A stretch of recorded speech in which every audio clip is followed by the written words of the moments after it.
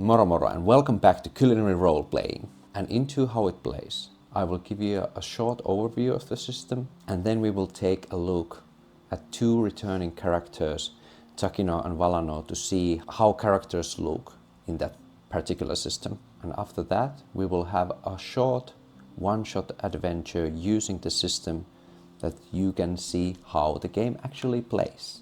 And today we are doing something very different, because we will take a look at a game that is not officially out yet. And we are also playing a game that I haven't played myself before. This is going to be my actual first time playing the game. So it's going to be new to me as well how the game is going to play. And that game is none other than Critical Role's or Darington Press's DaggerHeart RPG, the new and upcoming fantasy adventure game that is trying to take narrative system like Powered by the Apocalypse with the core principles of games like Dungeons and Dragons and Pathfinder and smash these two philosophies and game mechanics together. It is definitely an interesting mix, and as a solo player, Powered by the Apocalypse games tend to be more player facing, and the GM functions more as a reactive entity rather than being the mastermind behind everything and basically like constructing every encounter beforehand. And while I have been reading the rules, they really try to make this a system that you can kind of follow the thread between these two ideas of this kind of free flow and pre-planned, predetermined adventure planning. And on a base level, these reactive GM moves should be something that makes soloing a system much more easier. Will this be the D&D for solo players? And that is basically the question that I am asking today while we are trying the game out. Before we start, if you want to support the channel, consider joining the Culinary Role-Playing Guild. And also if you haven't subscribed to the channel, you can do also that from down below. And the game system itself, on its core, I think it will feel really familiar for people who have been playing these heroic adventure games and Powered by the Apocalypse games. So, whenever you are trying to do something within the game, you will roll 2 dice. And to be more precise, you will roll 2d12 dice. One of the dice should be negative dice, aka the fear dice, and one die should be a positive die, aka the hope die. And whenever I'm trying to do something within the game, I am testing one of the 6 attributes that the game has. We have agility, strength, finesse, instinct, presence, and knowledge. The game master will decide a DC, difficulty class, for the check, determining how difficult something is to do. This number will range from 5 to 30, and 15 being like the average number that is the most often used. And from the 15 you can either amp it up or pull it down a little bit, determining whatever your character is doing. Then we will roll the 2 dice, add our modifier if we are trying to break down a door, which is this wooden door that is kind of old. So we could say the DC is 13. We will take a look at Takino's strength, which is +2. We will roll the dice, and I got actually quite good. I got 12 from the hope die and 8 from the fear die, which means I got 22, which is more than enough. Now, because the hope die was bigger, I succeeded with hope, which means that I will get an extra hope point, meta currencies, and the thing goes exactly as I planned it to go, or Valanor planned it to go. Other option would have been that I got the 12 from the fear dice and the 8 from hope dice.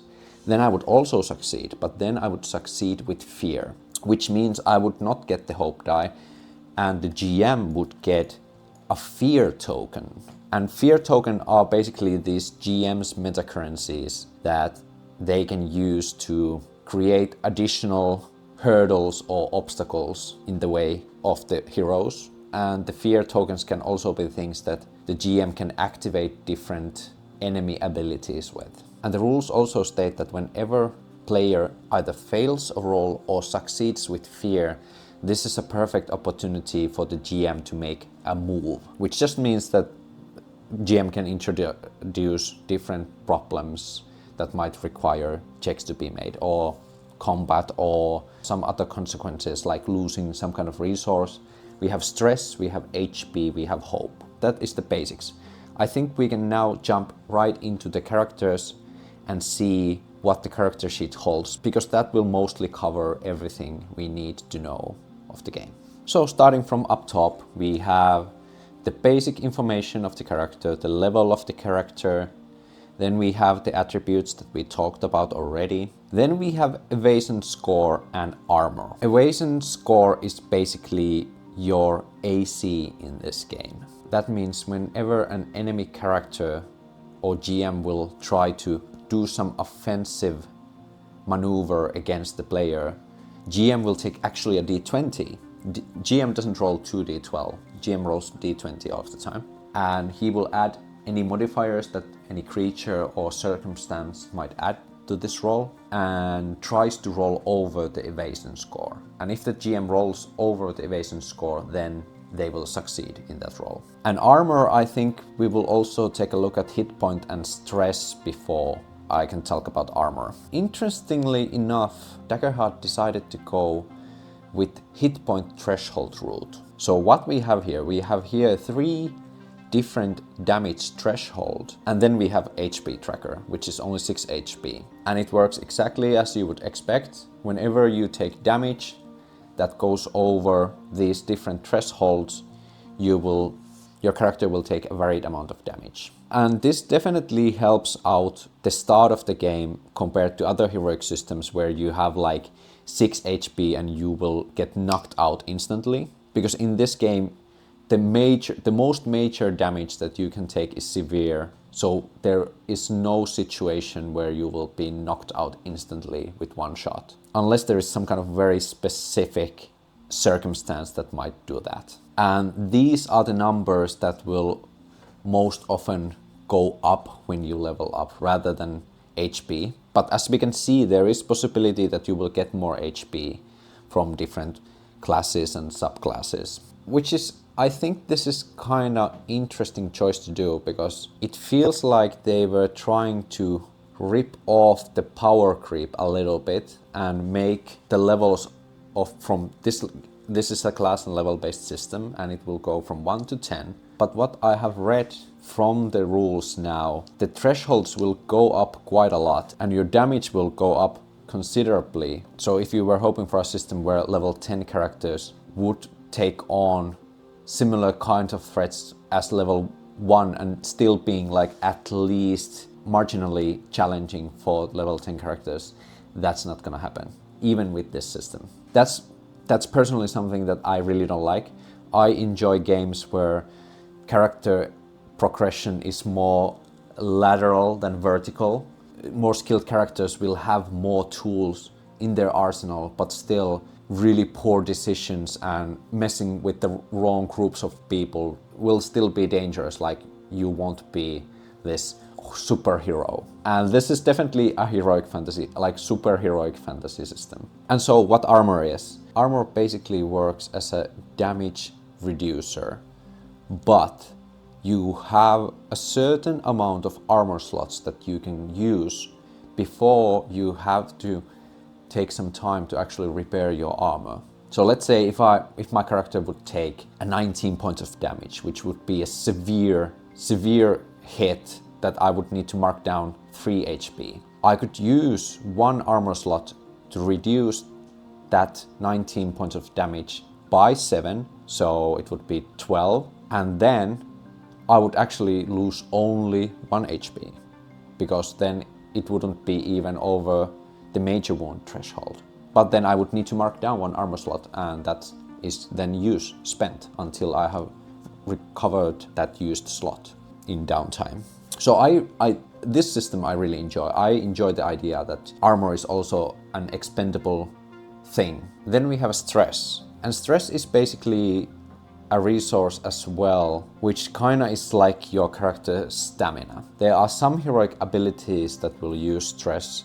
There are some circumstances that might cost you stress. And also, whenever you take a hit, and even if the damage would be under the minor threshold, you would at least take 1 stress. It is your character's mental and physical fortitude that gets strained during the adventure. And keep in mind, whenever your stress track is full, and if you would lose additional stress, you lose that straight from HP. I really enjoy that using different abilities comes with a cost, and that cost can also hurt your character in a sense that if you strain yourself too much in the middle of a battle and you're not careful, you will start to also lose HP and your health because of it. And finally, you have hope. And hope is basically this extra meta currency that will also power different abilities, but you can always use hope to use experiences. Let's come back to that a little bit later. And also you can use hope to help an ally. And there are different mechanics that you could use hope with. It's basically like this give and take of hope and fear that the GM has. It's yet another spendable character currency for the game, and while I do respect that they really trimmed down the amount of different stamina points and key points and spell slot, like all these expendable resources, and trimmed that down to only 2, there are some situations when I feel like, do we really need another sub resource? Like, part of me feels like we could still combine hope and stress. It would feel much more easier that all the things you do come out from 1 currency, from the character, especially when multiclassing is a thing in this system as well. And while hope and stress is for everybody and everybody use these same resources, it just feels like it always creates the same problem that I also have in some of the heroic fantasy games, like in Dungeons and Dragons, when we have characters that use different resources and different actions, that I have to keep that in mind when I build a character. I just can't build whatever character I want, because there is a certain optimized way I must build my characters to actually use my characters optimally. Like, if I create a character that only uses actions and doesn't have anything for bonus action, I'm basically wasting my resources. And that's why I love games like Dragonbane, where you have only 1 resource for the character to use different abilities with. That already balances the game out quite a lot, and it makes it so simple for new players to pick up the game, because they always know, okay, if I want to do something, I have to spend this resource. This is not a big gripe, but it is an extra thing that I have to keep in mind. And especially as a solo player, I have so many things already that I have to keep in mind. Then we have experiences, and experiences basically opt in as your skills for this system. So whenever I'm trying to do something, let's still say that we are smashing that door open and we will use the strength. Then I could spend a point of hope from here and say, I have my Blade Master training, and there definitely has been like strength training and me using my sword to cut things. I think that would benefit me in this situation. And then the GM, or in this situation myself, would say, that makes sense. So I can add this experience number here to the roll. So now I would roll with +4. And I think this is really handy, especially in a system where the character's class and abilities are in the front and center. So having like the big list of different skills in addition to that just feels unnecessary. So this is a really good addition, and I'm really glad that they took a look at 13th Age and took some inspiration from there. So well done. And then we have a bunch of abilities. So as a level 1 character, you will have your ancestry ability, you will have your background ability, you will have your class ability, you will have your subclass ability, and then you will have your 2 domain abilities that you can pick. And I know some people are like, yes, so many things I can do in my game. But while I do appreciate abilities, especially as a solo player and especially as a level 1 character, I feel like this is quite a lot of abilities. Like, I would probably trim down maybe 2 abilities. So instead of having 6 starting abilities, we would have only 4. I would say that's enough. Like, I don't know if like having a class feature and then subclass feature, is that really necessary? And I know this is probably the most, some of you might say, oh Walter, shut up, we love abilities. But like I said, especially as a solo player, having 2 characters with 6 abilities at level 1 means that if I even want to play with 2 characters, that is 12 abilities that I have to keep in mind, and that's only players. Then I would also need to, as a solo player, as a GM, also remember all the enemy abilities that they have. So yeah, but this is something like personal preference. I know there are people that will definitely love this, that they have a bunch of different abilities. And they will come with these cards within the game. And let's talk about the cards. Let's talk about the cards in the game. I do appreciate the idea. I think as a starting player, if I'm creating my character and I have a bunch of different cards that I can look abilities with, like on a surface level that sounds handy. Okay, that sounds nice. But within the open beta, like in their first video in Critical Role, they already talked about proxies, and like if many people want to take same abilities, you can always take proxies with you. And for me as a GM, and GM is probably the player who has to lift up their wallet and pay for the game, it's like, oh, really? Like, do I have to make proxies even if I buy your game, like already? So this is just me speculating. They are definitely making a digital character sheet out of this. They definitely have made this in an aim to make a digital character sheet. They have used D&D Beyond in Critical Role for the longest time, and I think that has been definitely an inspiration. So that might, if they have a good digital support, I think that might help the situation a little bit more, but that remains to be seen. Everything, your ancestry, so are you a human, elf, dwarf, that will give you some kind of ability. Then you have your community, which is basically like your background, like where you were born, which also gives you an extra ability. I do appreciate that every aspect of your character gives you one ability instead of like having these extra modifiers for being different, a certain type of individual, which I think it's better way to do things, that everyone has their starting modifiers, so you don't really have to think about that too much. Then we have our weapons. When weapons work the same way, like in many other games, you will make different attack rolls using one of the 6 attributes. You will attack against the creature's difficulty class, or I think it was called difficulty rating. Oh no, it's just called difficulty. So you will roll against the creature's difficulty, and if you roll over the difficulty, you will succeed. But I really enjoy the idea that the difficulty is for everything. So during the combat or in different kinds of non-combat encounters, whenever you try to outmaneuver, whenever you try to cast a spell, whenever you try to hit a creature, it's one certain number that you are trying to beat. Like, it's the overall difficulty of the creature, and that is really good simplification that will keep the stats down and will just make the monster and the NPC stat blocks much more easier. Same thing with experiences. You can just basically give 2 tags for the character and have modifiers in them, and you can always use them when it's appropriate for the enemy to have. And then you have different level of weapon proficiencies, and that will just indicate how many weapon dice you will roll, which is nice. So that means the spellcasters and the weapon wielders will keep on kind of like in the same level without making additional attacks per round, which would make the game go even slower. This is something I appreciate, that they will try to keep the action economy kind of within the same bound, and they will just bump up the damage if they want to have that level 1 to level 10 power fantasy thing going.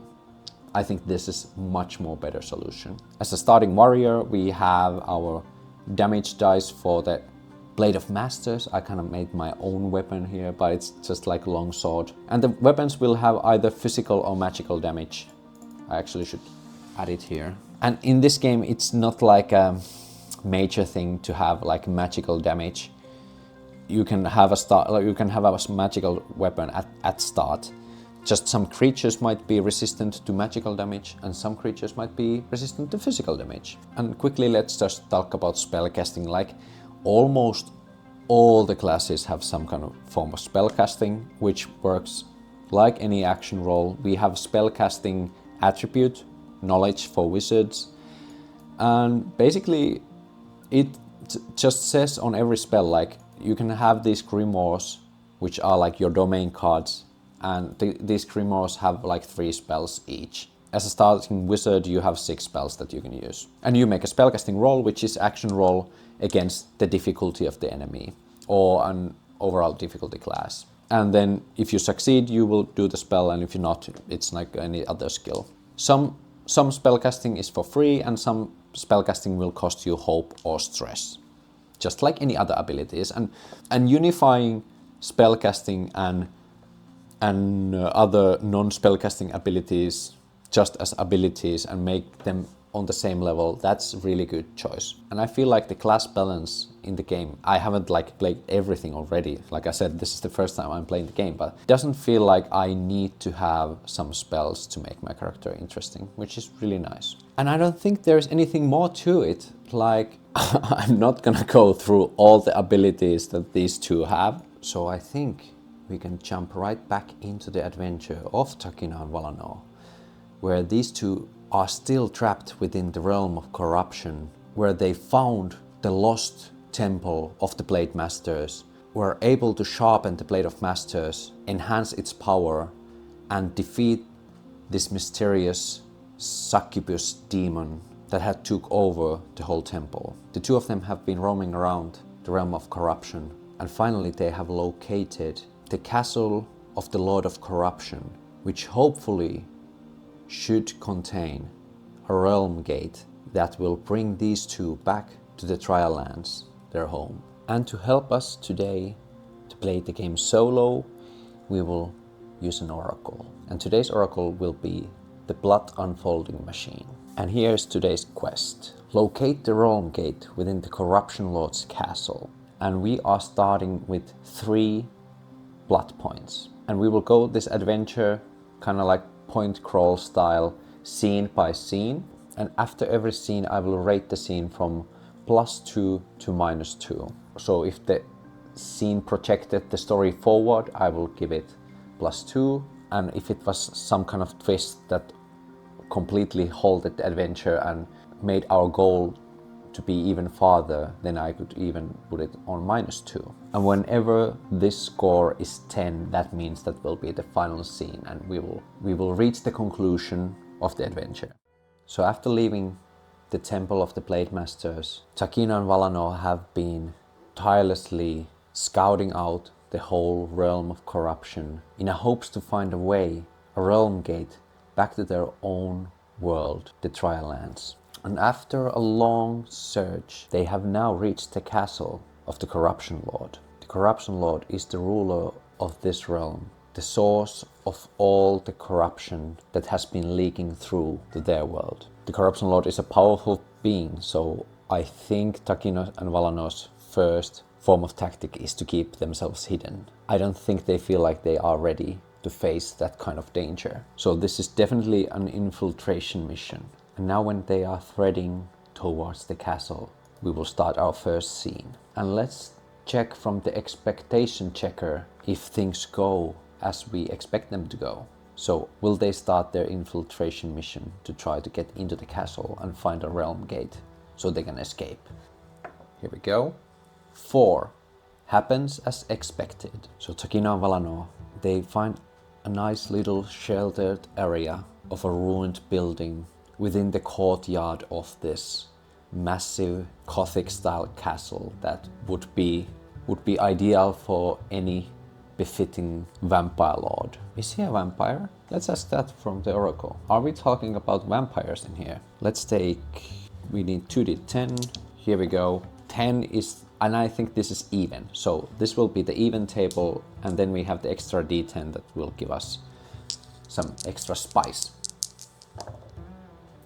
9, yes. 8, and so yes, he is a vampire, and What is the and? We could ask, yeah, let's ask an ability and a role so we can get more specifics on what this and is.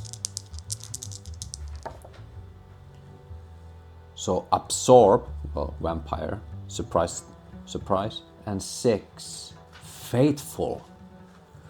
So not only Lord of Corruption is this vampire, but I think he is also worshipped as this kind of almost like a godless being of this realm. And he has these faithful servants that will zealously protect him within this castle and are offering themselves freely for the Lord to consume, because they really feel like he is this kind of god of corruption and darkness. So now we know what we can expect within the castle. So Takino and Valanor are hidden within this ruined building and are scouting the courtyard. And I think they can see few of these zealots walking around, patrolling, and also doing their daily routines. I think Takino will say to Valanor, Valanor, I have to be honest with you. I really don't like this idea. Valanor answers, well, I don't like it either, but this might be the only chance for us to escape. The only realm gate that we have been able to detect is within that castle. And you can trust me, I would never go in vain to a location where the danger is, if it would not be absolutely necessary. But I'm afraid if we come across the Lord himself, we won't be able to defeat him. Yeah, that's probably quite accurate. So this is going to be a stealth mission, right? Well, stealth has never been either of us forte, but we really have to try it. But if it gets too dangerous, we have to run. Well, you don't have to tell me twice. But would you lead the way, please?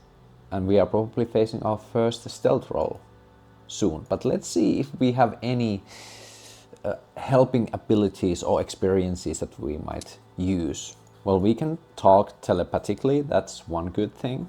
Actually, they both come from Wildborn community because they lived up in same village in Empepimpai, in the middle of a forest. So both of them have Lightfoot community domain card, which means that we will get actually advantage on the rolls. So how advantage works in this game is that when you are rolling 2d12, you can also add a d6 to that roll. And when you roll with advantage, you will of course add the dice, and when you roll with disadvantage, you will subtract the number of the d6. Should we roll the check for the both of them or only for one of them? Just to make things easier, I think Takino will take the lead and we will just roll one roll to make it simple. And it seems that we are using finesse for hiding and stealthing around. At least that the game says, so we will use that one. And it's on a 0, so it's a very good thing that we have the advantage in here. And Blade Master training, I don't think our experiences won't help us in this roll. So we will make a straight roll with advantage. Here we go, let's see how this stealth mission starts. Oh right, we probably need a DC. We start with 15. It's very 50-50.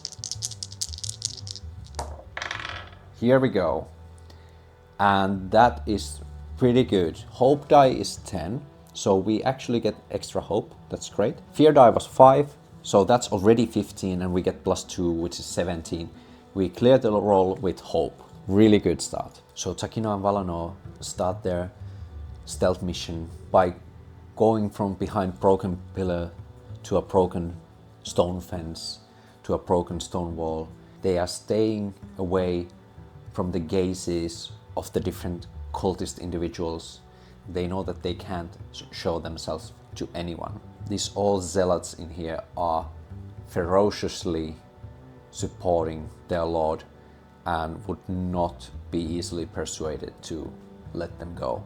So they know that they have to be careful not to be seen by anyone.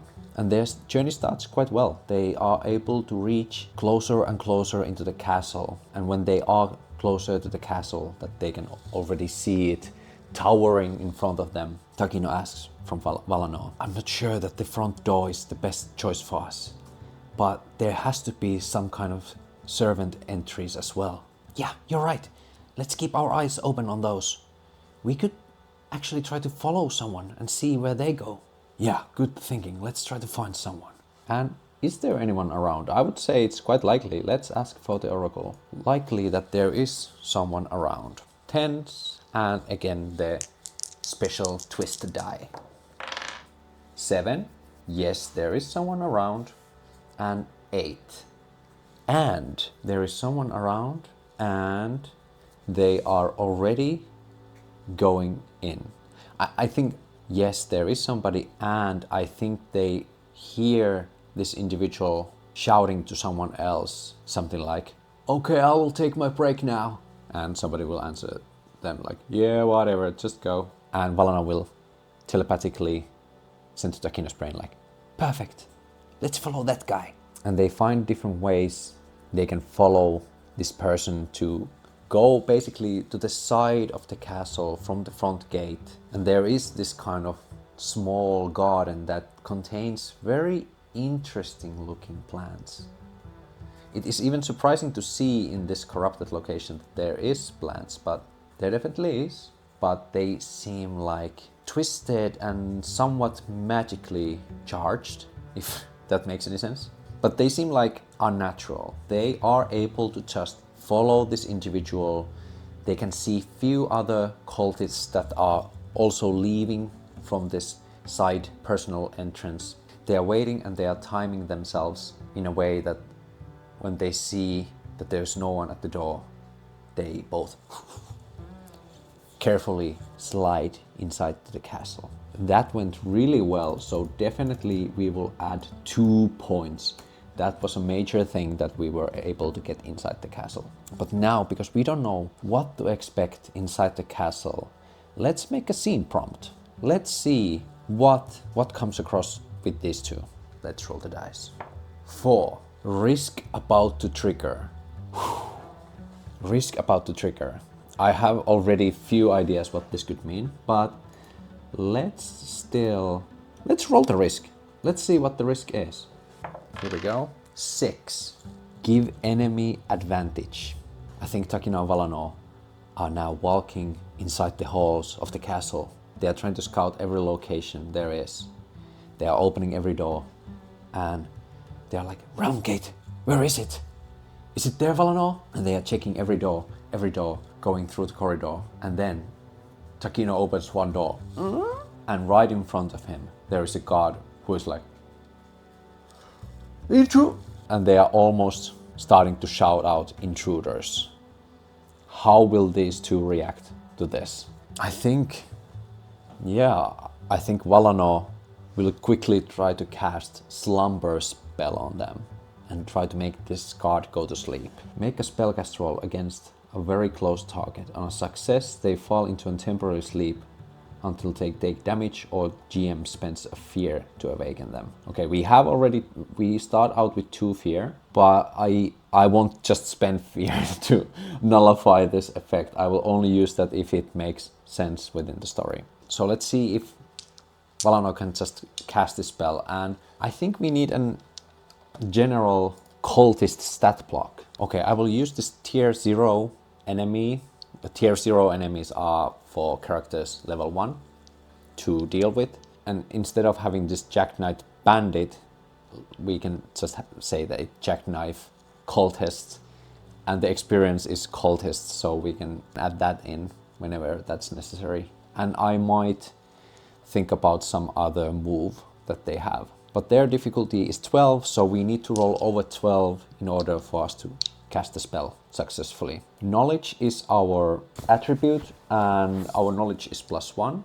I put +2 to Valanor to presence because they are more charismatic and they weren't that involved within school when they were rehearsing spells, so it only made sense. And I will actually also spend hope and say that Takino will help Valanor in this instance in a way that he will quickly grab the guard and put his hand on the mouth of the guard in order for him to stop the guard from shouting before Valanor can cast the spell. So he starts to like, Valanor, do something! And the guard is like, woo, woo. So yeah, we can add now +6 to this roll, and hopefully We succeed.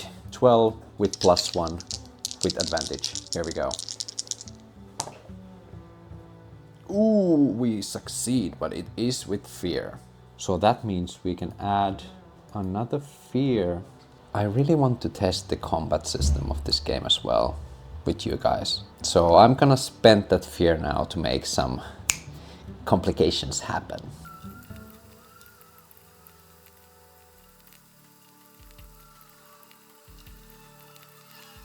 So what happens? Valanor is able to cast a spell on the god, and Takino pushes the god quickly into the room, and Valanor also quickly closes the door behind them. Door here is now closed, and they are basically like sharing the space here.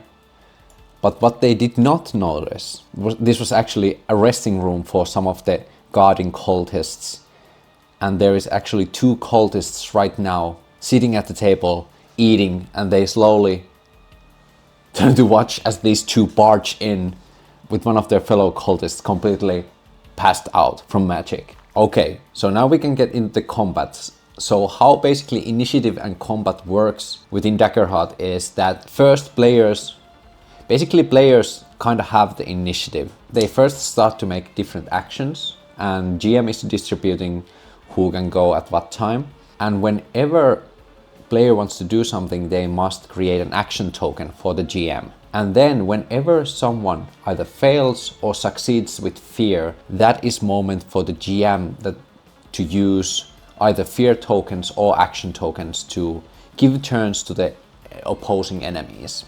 While it is possible to give multiple tokens on one enemy, the rules suggest that you won't give all the action, as a GM you won't give all the action points to one specific god, but you should give everyone turn. But it is really up to GM to try to create the combat while fair but as narrative as possible as well, that everyone has their time in the spotlight. For now, I used 1 fear to create this situation, so that's why I'm giving Takino and Valanor now first chance to act, because I basically thrust them into this situation. Takino has pushed the 1 guard in and basically pushes them on the on the ground, passed out, and he's already reaching for his blade. We have to take them down quickly.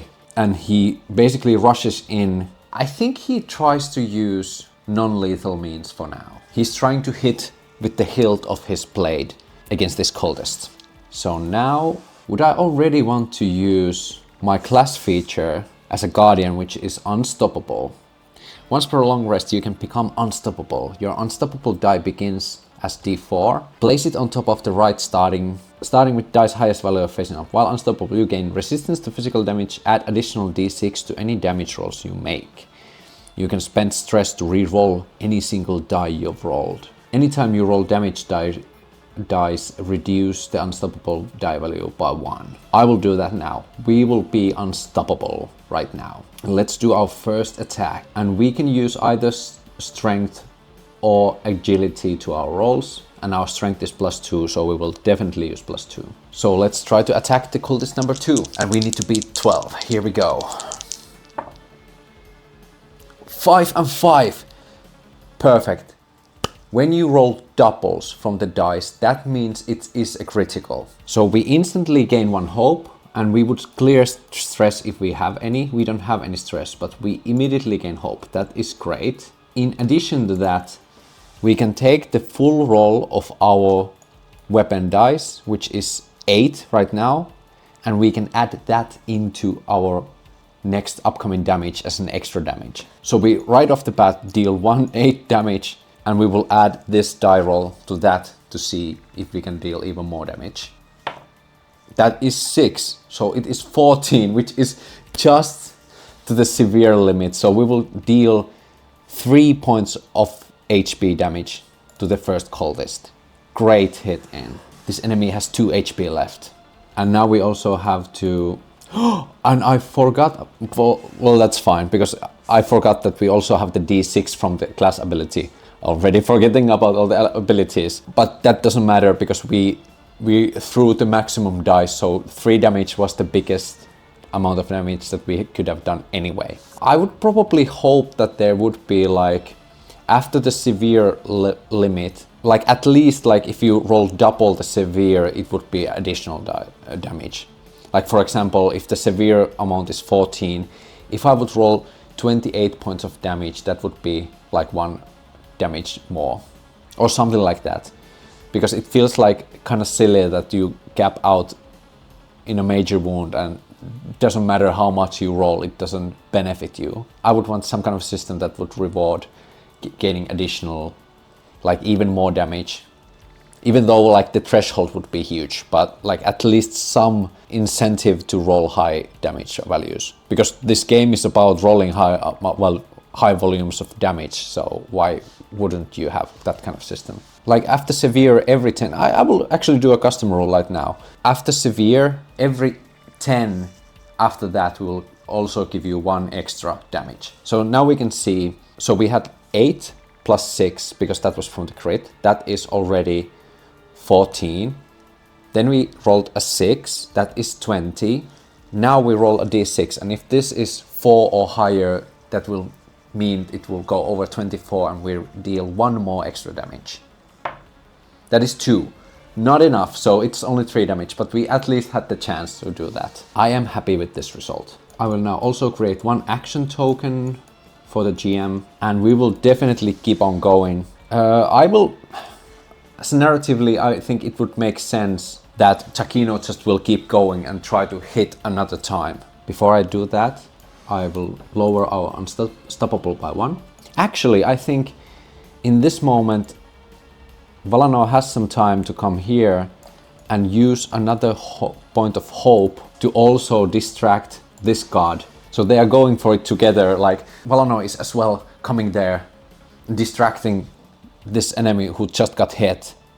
This god is already backing down a little bit, and these two are just trying to like quickly plow through all these enemies. So now we will make another attack using a d6, because Valanor used a hope to help Takino in this attack. Ooh, okay. I think we will still succeed, but it is with fear.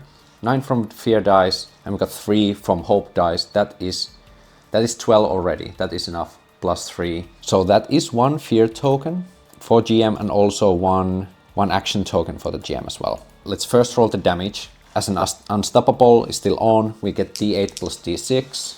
Let's lower our unstoppable dice by 1. Unless, let's just go for it. Let's just do this right now.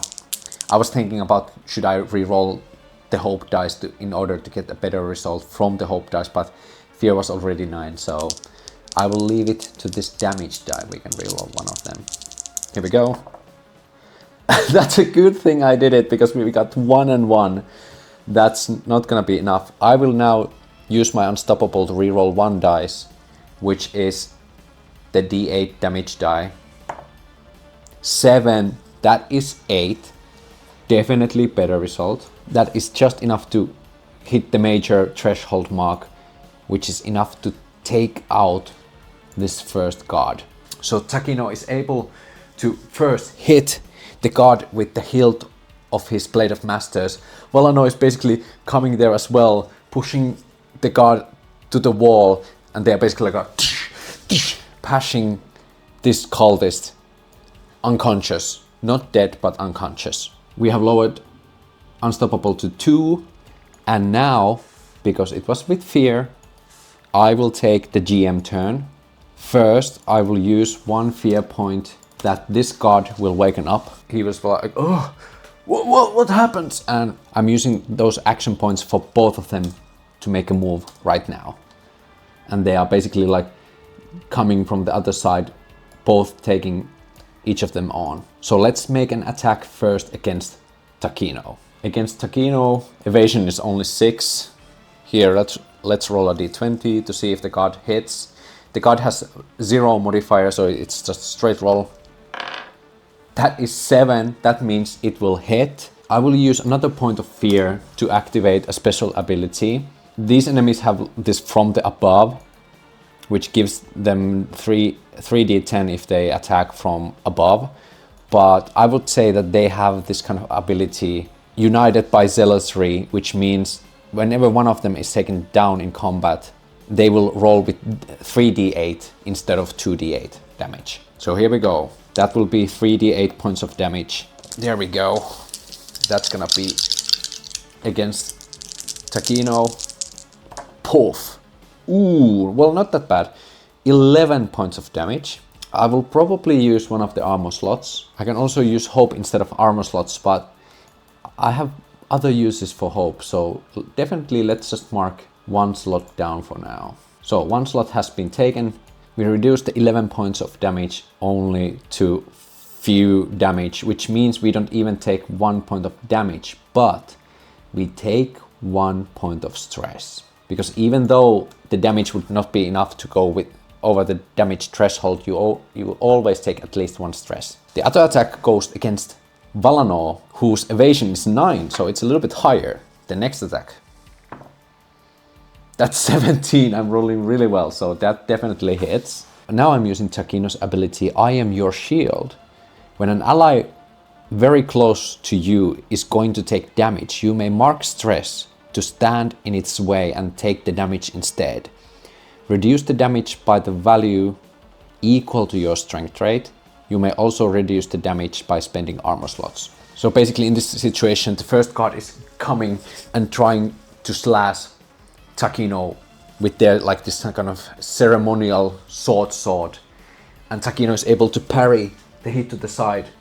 But then with the corner of his eye, he can see that the other cultist is basically going against Valanor. And Takino basically pushes Valanor a little bit to the back and says, Valanor, look out! And he's able to intercept this attack as well. So let's see how much damage it is.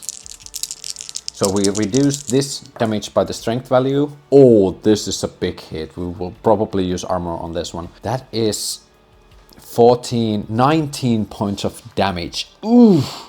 And we lower that to 17, which is still quite major. So we will definitely spend now 1 hope to lower it down to 10. And with 10 it's over the minor threshold, so Takino will still take 1 damage from that hit, which is fair enough. Okay, that was the 2 guards' turn. Now it's back into the hero's turn, and I think now it's Valanor's time to do something. Valanor does not have much hope left. Valanor is hopeless. I think Takino will try to do power push. Takino took the hit from the cultist, and after that Valanor basically comes from behind Takino and says some incantations and pushes his hand against the cultist and makes this powerful telekinetic push to like throw this cultist away. Again, +1 to this. It was the difficulty of 12. Let's see how this goes. Oh! Oh, no, that is a full failure. That is 4 from it's fail with fear. So we get a 1 fear token, and 4 and 2 not gonna happen. So we gain an additional fear token, and we have 1 action token. And right now I will use that 1 fear token to create 2 action tokens. But I will use only 2 of them for now, so I can take another 2 turns for both of the guards. Here we go. Valanor is trying to cast a spell, but basically the cultist takes a hold of that hand and tries to have this stab in and basically intercepts Valanor's casting. So let's see if the cultist can now retaliate and stab Valanor. 11, that is going to be enough. I want to intercept with Takino again, so that means we are taking another point of stress. Do I want to use the final fear point? I want to use the final fear point now, so I will roll only 2d8, the normal damage of the enemy.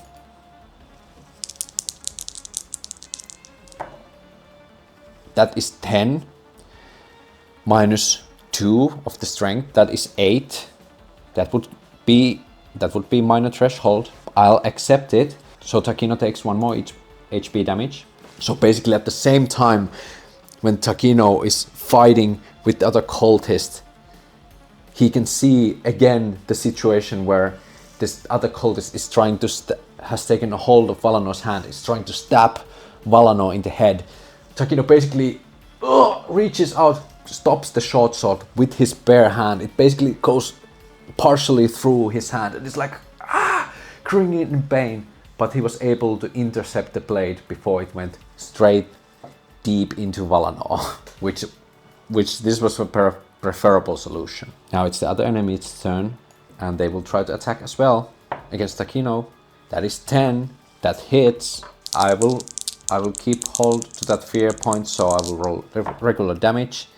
That is 14. We will definitely, in this situation, use one of the armor slots. So it is only 7, but that will create extra point of stress. So Takino is at the same time able to parry with his blade this upcoming attack and was able to hold off any fatal blows from the other side as well. And now it's again Takino's turn. I have forgotten that I have resistance to physical damage. Like I said, many abilities, many things go over my head, but it's okay, we can roll with this. That's not a big deal. Takino feels like this combat cannot continue for long. It will create some noise. He focuses and says to the cultists, I'm sorry, but now we have to deal with you quickly. And he changes on lethality mode. Now he is not trying to pull his punches. Now he is going to do fatal blows. And he's going to attack the cultist number 1. And that is 10. We are using strength, so that is +2, that is exactly 12 that we need. The hope die is 6, so we succeed with hope, so we gain another hope die. Here we go, and we will roll damage. That leaves only 1 unstoppable round for us after this one, but we will roll d8 and d6 for damage against this guy. Here we go. That is 6 and 4. Do I want to re-roll the d8? That is 10 points of damage. I think we will take it for now. So Takino basically parries the short sword to the side, and with this unnatural speed, the swift blade makes its first cut, and which leaves this big gash on the cultist's chest, and he's shouting in pain, while Takino is already creating another attack right off the bat. And I think let's continue with Takino creating this another hit. Here we go. That is 4 and 3. This is interesting. Now I can use my Vinyl Unstoppable to re-roll either of these dice, but it is 3 and 4. And the lower right now is the fear dice. So I could play it a little bit more safer and take the lower dice and roll it higher, or I can take the risk and re-roll the hope dice, because then we would succeed with hope and our turn would continue. I will do that. I will roll the hope die against, because it's only 3 and 4. So anyway, there wasn't like big difference anyway. We need bigger results. That is 7. 10 plus 2 is exactly 12 again. And now we again succeed with hope. But before that, let's add 2 action points for the GM here, because this is our second action. Let's regain 1 hope again. This is our final unstoppable attack. And we have also used the reroll, so now it's only that d8 and d6. Here we go, hopefully get big results. Yes! No! That is not quite enough. It's 13 and the major threshold was 14. So that means that's only 2 damage. That leaves the enemy on 2 health. So Takino is able to do the first cross, and he does it on other side as well. So he basically creates this wound cross on the chest of this cultist. But it was succeed with hope. We still have the initiative as heroes, and I think Valanor is now focusing on Takino. Still tries to use 1 hope and rally Valanor and shout to him like, "Now's your chance! Use your ice spell!" And we will use also 1 of the hope to help Valanor. Valanor is now focusing on trying their best to cast the spell against both of these enemies with advantage, thanks to Takino's help. Here we go. Valanor, it's up to you. Ooh! It's 3 and 3, but it is crit. It's always a critical success when you roll doubles. So there is not like critical failure. So 3 and 3, we rolled a critical success to this spell. Amazing. That means we gain another hope.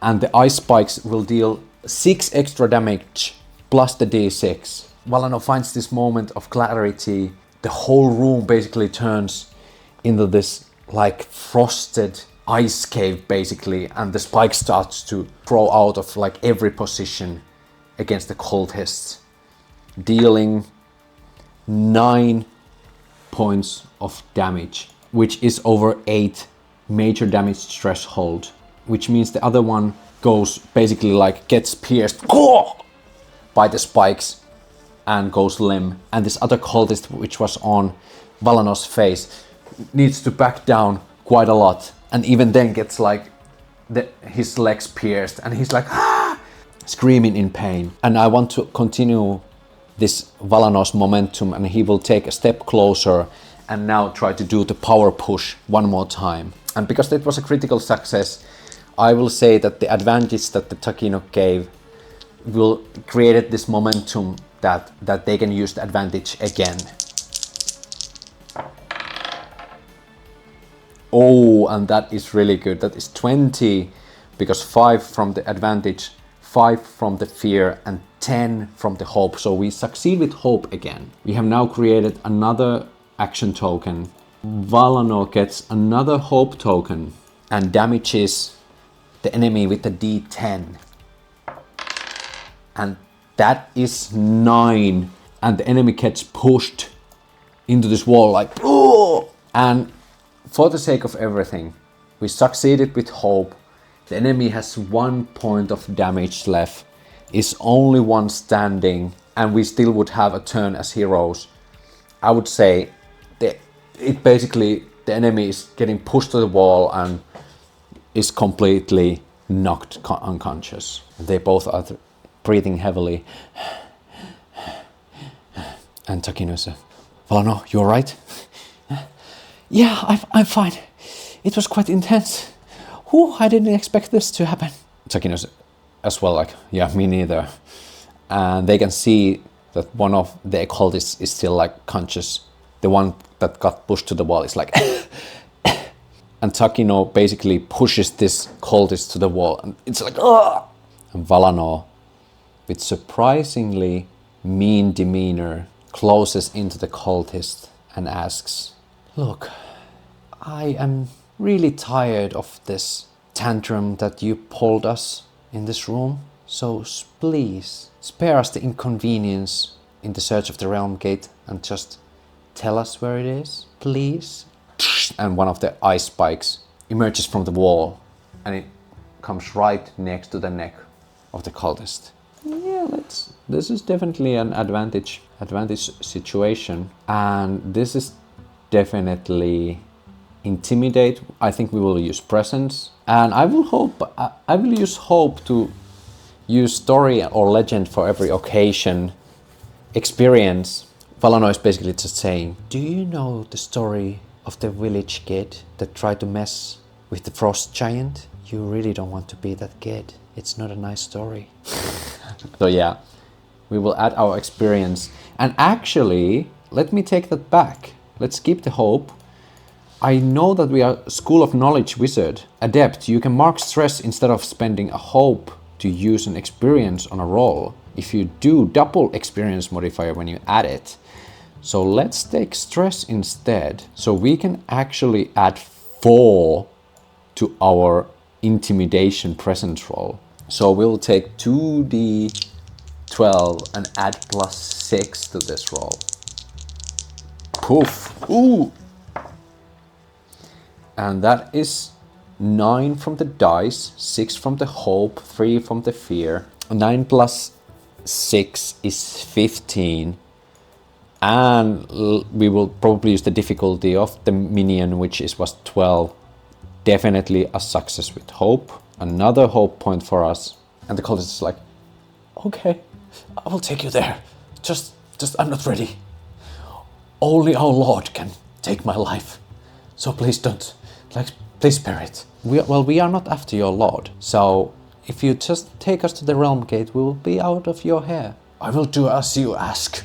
Okay, let's go then. Yeah, we will definitely add 2 points to the realm gate. Let's do a final roll. Let's do a final expectation roll. Now they have a guide that will take them into the realm gate. This one shot has been gone long enough. I still want the dice to decide if they can just get into the realm gate and return from the realm of corruption, or is there still some kind of hurdle that they have to go overcome? 3. Almost as expected. So, 2 of them move through the halls of the castle, trying to keep incognito while still threatening the cultist to take them to the right place, and they finally arrive to the realm gate. It is this massive, huge room, but it's not only one gate. There are multiple gates that seem to be connected to different places. And some of the gates seem being filled with corruption, and some of them seem to be still untainted by the corruption. And seeing these different gates, Valanor realizes and says to Takino with telepathy, Takino, they are taking over different realms. The corruption lord is corrupting all the realms, one by one. That's why the corrupted witch created the Tower of Secrets. He is spreading his influence into Trial Lands as well. We need to warn everyone. And Takino knowingly nods to Valanor. And they now know the grand plan of the Lord of Corruption. And they also know that he is also trying to corrupt the Trial Lands. Right when they are in front of the gate that seems to be the one that will lead them back home, they can hear behind them, a friend of yours, my dear apprentice. And the cultist turns completely white from fear and... I'm sorry, master. They didn't give me any option. They threatened me that I couldn't give my life to you if I didn't help them. I see now. Don't worry. I will take your life nonetheless. And he basically, Takino and Valanor can surprisingly see the cultist just flowing in the air. And then basically like, they can see the life force getting zapped out of this cultist. And this empty husk will just fall to the ground. And without even looking behind them, they both just run. And Takino's like, Valanor, we have to run now! And they both have just enough time to run through the gate. But they can still hear a sound behind them. Run on now, little mice. It doesn't matter. I might not be fast, but I am inevitable.